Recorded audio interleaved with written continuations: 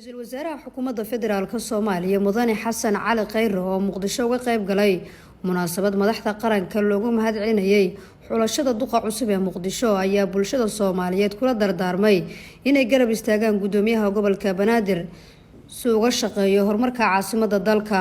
waxaan soo jeedinayaa inaad gudoomiyaha garab istaagtaan si loo hubiyo dowladnimadii laga soo bilaabay 1960 iyo ka horba soo bilaabatay in lagu sii wado magaalada astaanta u ah qarannimada Soomaaliyeed.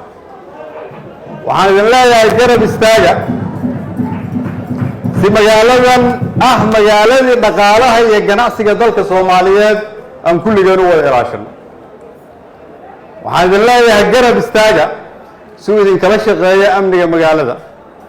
waxaan idin leeyahay garab istaaga sababtoo ah waxaan ku aaminay inuu ilaaliyo dowladnimada iftiinka magaaladan ka ah.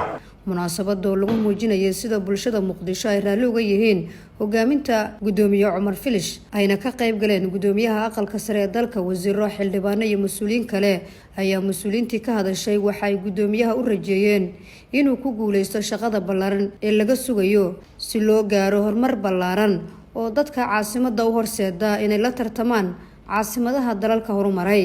gudoomiyaha gobolka Banaadir ahna duqa magaalada Muqdisho oo madaxda qaranka uga mahad celiyay kalsoonida ay siiyeen si ugu shaqeeyo bulshada gobolka Banaadir ayaa ballan qaaday inuu ka shaqeynayo hagaajinta bilicda caasimadda iyo sare u qaadida amniga caasimadda si bulshada ay u helaan nabad iyo nolosha ay u baahan yihiin.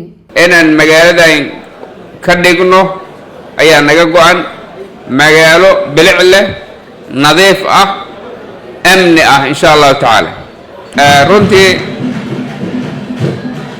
dadka Soomaaliyeed ee magaaladan ku nool waa dad aad iyo aad dulqaad u leh wax badan soo joogay maantay garanaya waxa uu roon iyo waxa uu daran. رئيس الوزراء حكومة فدرالka Soomaaliya Mudane Xasan Cali Khayre ayaa cadeeyay in taageerada iyo la shaqeynta bulshada ee gudoomiye Cumar Filish ay qayb ka qaadanayso sugidda amniga iyo horumarinta gobolka Banaadir oo ah astaanta qaranka iyo xarunta dhaqaalaha iyo ganacsiga dalka.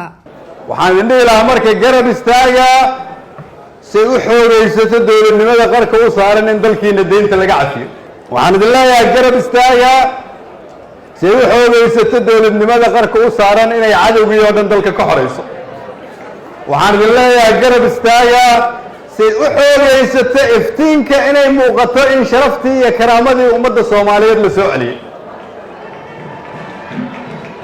waxaan idin leeyahay garab istaaga si aan u sii badinno tusaalihii madaxweynuhu u natisiyey ku dhowaad 30 sano in dowladda Soomaaliyeed ee magaalada Washington ka iibsatay safaarad iyadoo ay leedahay ay ku shaqeyso.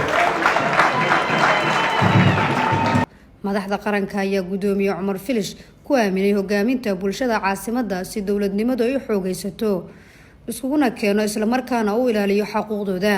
Ra'iisul Wasaare Khayre ayaa ballan qaaday in madaxda qaranku ay gudoomiyaha cusub ee gobolka Banaadir ay ku garab istaagayso gudashada mas'uuliyadda culus ee ka saaran horumarinta caasimadda dalka oo ay ku nool yihiin malaayiin Soomaaliyeed oo dhaqan u leh isku haynta bulshada iyo ilaalinta qarannimada Soomaaliyeed.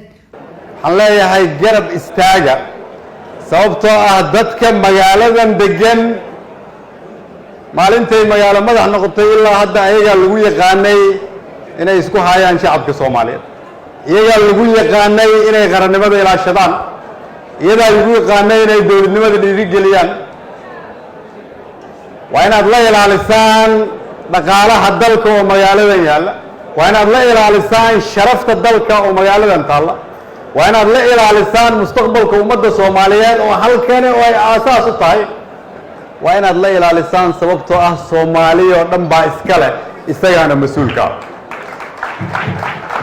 sidaas daraaddeed waxaan leeyahay haddii idinka oo isla socda kulligiin inta halkan joogta aad ku garab istaagtaan gudoomiyihiina annaguna waxaan kala shaqeynaynaa codsi walba uu noo keensado. Nasra Bashiir Cali warbaahinta qaranka magaalada Muqdisho.